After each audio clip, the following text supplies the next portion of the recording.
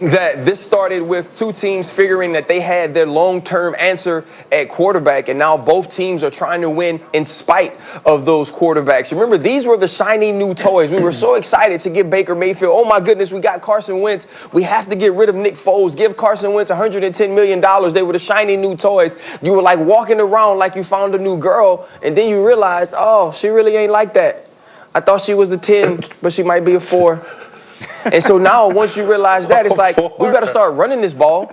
We better find a way to win outside of these guys, and that's where these teams are. When you're looking at the Cleveland Browns and Kevin Stefanski, you're trying to figure out how can we run the ball with Nick Chubb, move to the play-action game, because 65% of their plays come from that action. And then if you're Carson Wentz and Doug Peterson and the Philadelphia Eagles, you're saying, okay, we can't let Carson make mistakes. We can't let Carson Wentz play us out of games. And that's a tough place to be in when you think you have your quarterback, when you know that they're talented enough. And so this game is going to be about what the other 21 people on the field do for the Cleveland Browns and the Philadelphia Eagles, and I think that the Cleveland Browns have the edge there.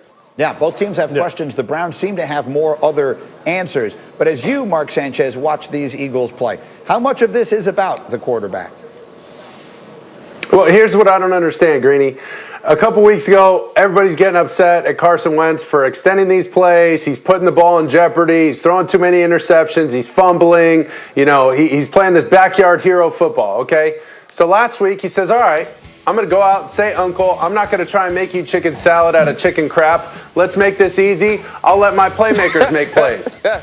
Crickets. I mean, crickets, you guys. Nobody was there to make plays. This is why he has to play that way. There's no two ways about it. He's got to run around, put the ball in one hand, and throw these miracle throws and try and make crazy plays because nobody's coming to save him. Nobody's there to help him. And if I see Dan Orlovsky get on that set next week in that green suit and bash Carson Wentz in a Kelly green suit, I'm going to be really upset because he's got no other options, man. That's extremely well said. I'd like to continue this, but I'm being told that Diana has news that we need. Diana Rossini is with us this morning as well, and we have breaking news. Diana, what do we have? Yeah, Greeny, the Cleveland Browns just released a statement stating that Myles Garrett has been placed on the reserve COVID-19 list, that he's been quarantining over the last few days. Of course, the league is going to look into this, check out that contact tracing to see other players he was around. But the statement from the Browns, I think this is important, says that there are no high-risk positive contacts that were identified, meaning no others will miss Sunday's game. So that's good news for the Cleveland Browns in terms of suiting up their guys for Sunday's game. But obviously, you know, not having Myles Garrett could be a gigantic loss for this Browns defense. So as of right now, the big story being Myles Garrett placed on that COVID-19 reserve list. All right, Diana, thank you. So, Bart Scott, let me ask you, how does that impact the way you look at this game? No Myles Garrett for Sunday. Well, you talk about the league leader in sacks, creating pressures and getting the ball out. I think, if you're Carson Wentz, you're breathing a sigh of relief. But to go back to what Ryan and what Mark was talking about, this isn't a fair comparison to me. Now, Ryan, I'm usually with you when you're right, but you're wrong on this one in this regard. The fact that we already know that Carson Wentz can play at an MVP level. Baker Mayfield does less with more than any other quarterback in the history of football. This guy has two of everything. You have two running backs in Nick Chubb and Kareem Hunt, two great tackles in Jarek Willis and Jack Conklin. You got two tight ends in Austin Hooper and David Njoku. You got two great receivers in Beckham and Landry. And this is what you do? We have to put the training wheels on you to just tell you don't crash the car. When Carson Wentz, they had their window. They're an aging team with bad salary cap issues without a lot of weapons. They went for a championship. They won their championship. They're going to have to break it down and build it back up. They have aging stars and bad contracts. Let me give RC a final thought here quickly on that, and then we will run off. I got some basketball news I got to get to. Go ahead, RC.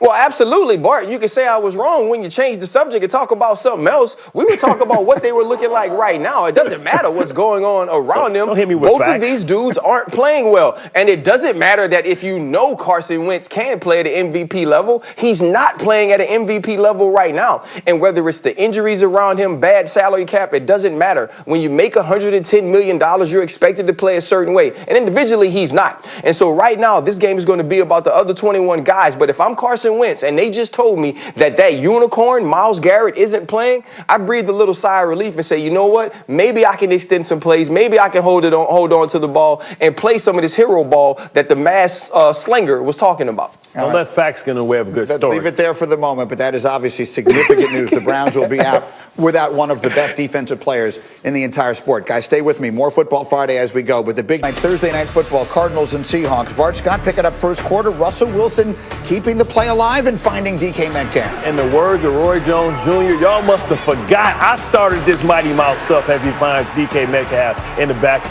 of the end zone. 7-0 Seattle, second quarter, same score. Murray starts to cook. Max Williams, 25 yards. Oh, absolutely. Whatever you can do, I can do better, Russ. Murray finds his tight end in the only place where he can catch it. Kenyon Drake would take it in from there, so we're tied at 7. Then it's Wilson, Tyler Lockett for the touchdown. Moon ball, half moon ball. Russell Wilson just knows how to put the ball where only his receiver can get it, and he's starting to cook.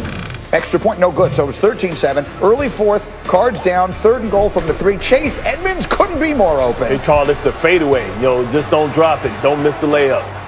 A big play in the game here. The Cardinals' next possession, they are down by 2. Now all of a sudden they're down by 4. Holding in the end zone. Holding in the end zone, that's a no-no. I know you want to protect your quarterback, and you have to understand that situational awareness. You can't have a holding call inside of the end zone. 2 points for Seattle. And then in the end, this is how it goes down. Kyler Murray with a chance again for a miracle, but this time on 4th down, he's sacked by Carlos Dunlap, and that's how it ends. The Seahawks hold on and hold off Arizona 28-21 to take first place in the division, and Russell Wilson